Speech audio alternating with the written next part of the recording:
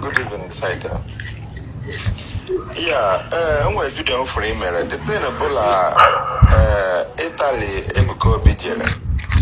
Yeah, my friend in Italy, Guamula, HRH, and in the Italy government, HRH, and Yoma, La HRH. So, any miracle, right? Guys, on your umbrella, little of which more poor. It's a little Rosa. Little half was a match of was a dear. Government, HRH. The how and the Gumia like that place, comment station, Edwin, dear. So, Italy, Nigeria, Hatchery, Pola, on one miracle, I got the person, JJ here. They had to verify her very well.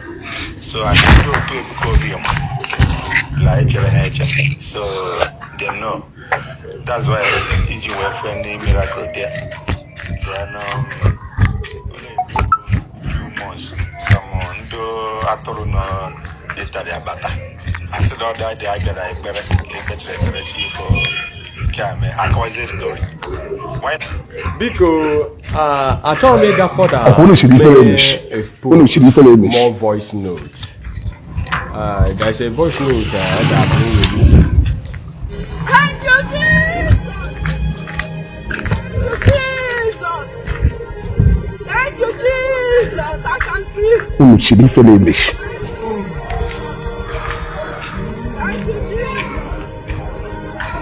Can you see my hand? This one. How many? How many? Huh? One. How many hands are you see? Two. How many? Huh? Three. It's your grace. All my days, I will sing your grace. I have operation. On 24. Feeling a mono by force. Yes. My bad, Yes. Where? In Milan. Milan. Yes. You are from Italy here. Yes. You have an appointment. 24th June 2026. 9:35. The name of the hospital. Huh? Manjagali. Philip your name. Where's your hands to Philip your name? To deliver. Oh, to say, my God is abundantly able to deliver those who trust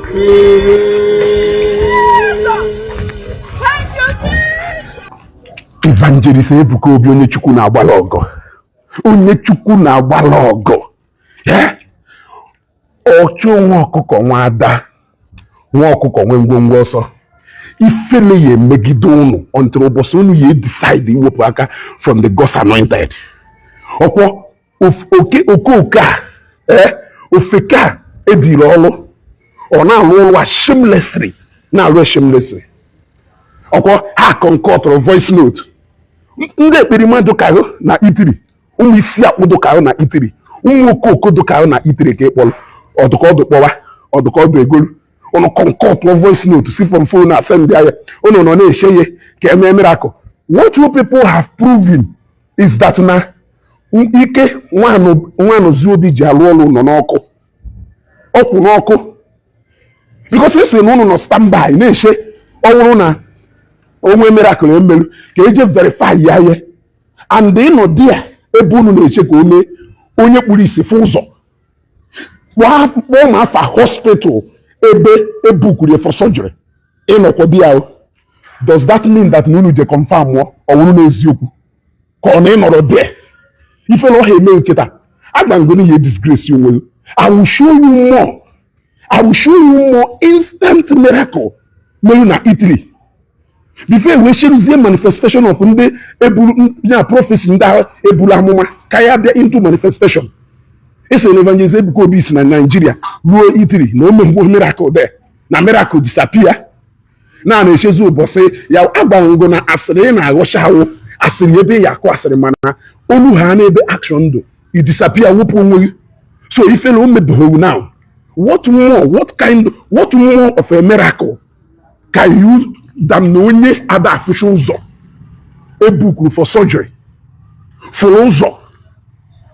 What more na onye aha afụ ụzọ ebukuru for surgery ife sachicha n'ala anya ebuku onye for surgery na onye ahụ fụrụ ụzọ kpọọ deeti ụbọchị ahụ ebuku surgery kpọọ time ụbọchị onye eje mee surgery kpọọ hospital ebe ahụ eme surgery verified fụrụ ụzọ clear instantly na crusade emere.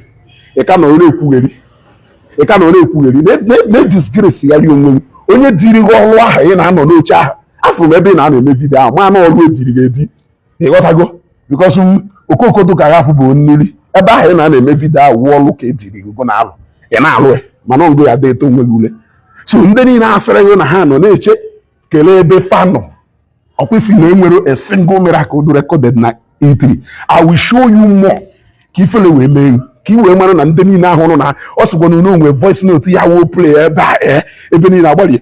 Don't worry, we will analyze that your video this evening. No more this night we will analyze that your video. I will make you look stupid. No video myself.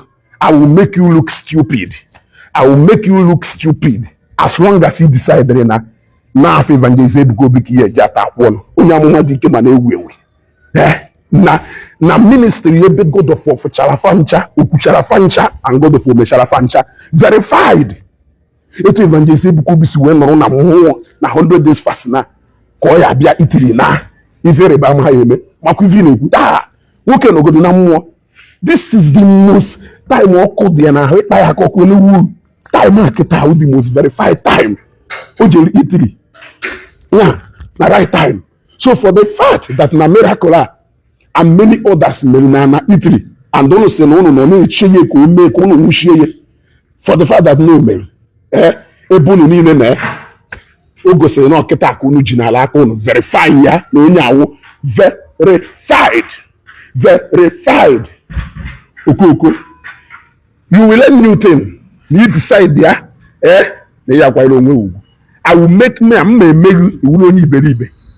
Ife mụnwa wee go follow ese na ụgwọ ka akwụrụ m ife agba n'aka eji enyo. The next program m mara ọnụ na Facebook wo testimony for na screen Zion. A lot of people on my inbox, none of my comment section, they disturb me as you go. Till live testimony, let people come and share their testimony. Very soon, I'll launch that program. Here, phone ya about to be go phone one day, phone you one night, or be live on screen, your testimony. If you like, women, you can't one day worry. Facebook was a boy. Ki we malu ni ife jinde mwado na Zion ablo mese. One day, ETC go confirm. Mwa wezu go TDC confirm mo. Yes, it's in our or through anointing of Evangelist Ebuka Obi can daily break. In case if you don't know, go share this video, make sure and watch share video. Please share this video. This is a confirmation. This is God doing it in this time of 100 days. God has already done it. Shineke wuluna no ndilo Evangelist Ebuka Obi no ndilo Zion Ministry. We announce what Zion Ministry more again. Go conspiracy ni email na ife na eme o confirm the first one you put on abanika ya analyze here. Go this is Ezugo.